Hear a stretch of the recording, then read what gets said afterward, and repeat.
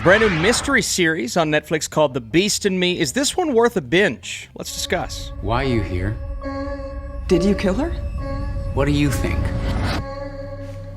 Claire Danes plays Aggie, and since the tragic death of her young son, she is receded from public life, unable to write, a ghost of her former self. But she finds an unlikely new subject for her book in the house next door when it's bought by a guy by the name of Nile Jarvis, a famed and formidable real estate mogul who, of course, was once a prime suspect in his wife's disappearance. At once horrified and fascinated by this man, Aggie finds herself compulsively hunting for the truth, chasing his demons while fleeing from her own, and it's a classic case of cat and mouse. Not just one mystery, really, that we're dealing with here, because we're trying to uncover a little bit about his past while going down the route of what happened with her son, and there may be something new going on there. And this guy is just so shady. Not only he, but his family and his father. There are a couple of familiar faces along with the rest of the cast. And we'll get into the cast, but I really want to start with this mystery and how it was handled, especially in the beginning, kind of letting you see through the lens of someone who is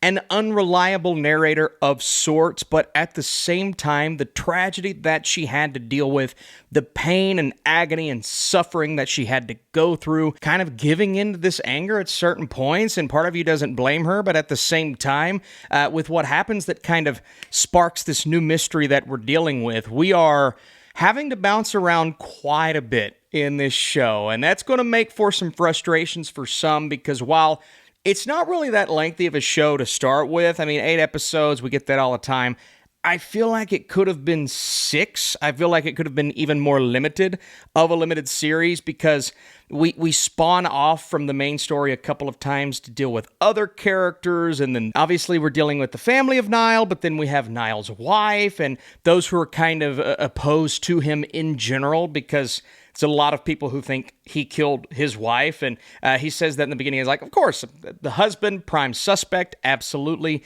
but he asks our protagonist, like, do you believe that I killed her? And that sparks some interest, and it's really the conversation between the two in the beginning, and that's where you start to chalk it up to the performances. Say what you will about this mystery and kind of the predictability of it all. I mean, handful of shocking moments, absolutely, but ultimately, I wish it would have surprised me at every turn, which is what a great mystery does. But my God, Matthew Rhys, Claire Danes, these two performances, Rhys plays it so straight-laced, kind of an asshole, kind of a prick in the beginning, and he's just laying it so thick on her, like, I can read you like a book, I know exactly what you're thinking, you are fascinating to me, and even though they bicker like cats and dogs in the beginning, there is this, I don't want to say respect, there's something about that relationship that is able to sustain even throughout the fear that he is giving Claire Danes all throughout the show, because at a certain point she's terrified for her life. Like, I believe it's episode 3 when he kind of finds out something she's been doing to the side, which she's writing a book, she's going to need sources, and that's the way she explains it.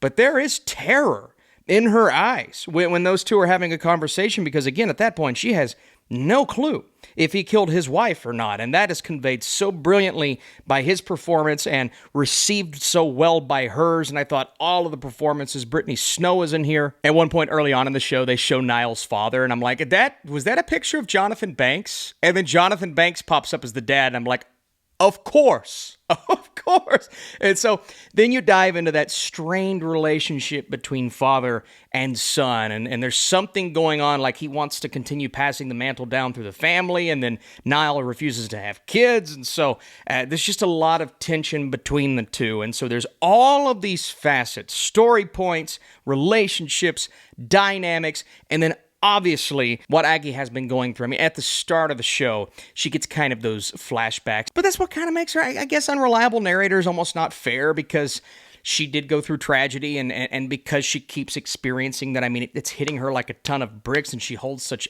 anger towards the person responsible, like, you understand that. And so what pushes her and drives her throughout this entire show, and then meeting this mysterious man that doesn't end up being that mysterious, and so many people believe he's responsible for the death of his wife, but she wants to get to the bottom of it, but at the same time she's doing this because of something else that happens early in the season, and she wants answers, and those answers are what I was really excited to receive. And I will say again, while there are a handful of twists, obviously with a show like this, character choices, decisions, the ultimate question we're asking in the first few episodes was just so predictable to me.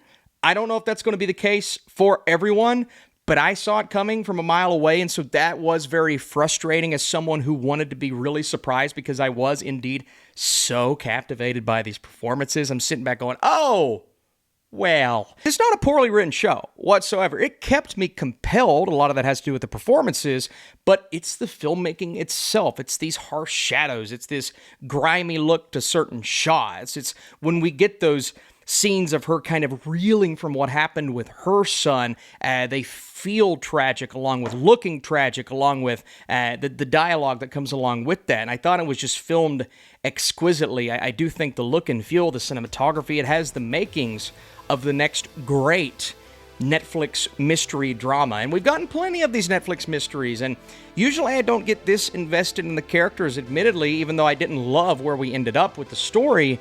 I loved what we got with the character work here. But I could keep reiterating that may fall on the shoulders of these performances. And I'm not even a super hardcore Claire Danes fan, even though I do love these two leads, but she was excellent in this show, and everyone involved, kudos, because you really made this what it ultimately ended up being. Let me know your thoughts on The Beast in Me. Are you binging it this weekend? Did you enjoy it? What's the best Netflix show of the year so far? Are you excited for what's to come? Because there are plenty of good series over the next couple of weeks. Of course, drop a like, share the video, all those things. So The Beast in Me is able to overcome a slightly convoluted and overly long story with two outstanding lead performances that carry certain dialogue-heavy scenes. What further elevates this mystery is how intricate and visually striking the filmmaking itself is, adding some visual elements that allow this to stand out from a crowded genre. And so I like this, maybe potential to like it more. Ultimately, it fell short of that, but I want to know what you all think. Thanks for watching, and I'll see you soon.